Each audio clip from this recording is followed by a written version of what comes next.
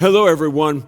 Years ago, when I was a young man, I realized what belief was because I believed certain things about who God was and who Jesus was, but I wasn't putting them into action. And so I started studying on that subject, and I came across this phrase, and it stuck with me my whole life, that my belief is not what I think, but what I do. What I do reveals my true belief system.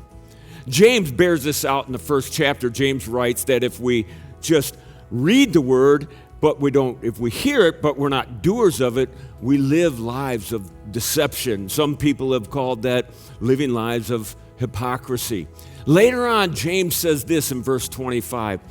He actually tells us that what we think about something isn't really a belief until we put it into action.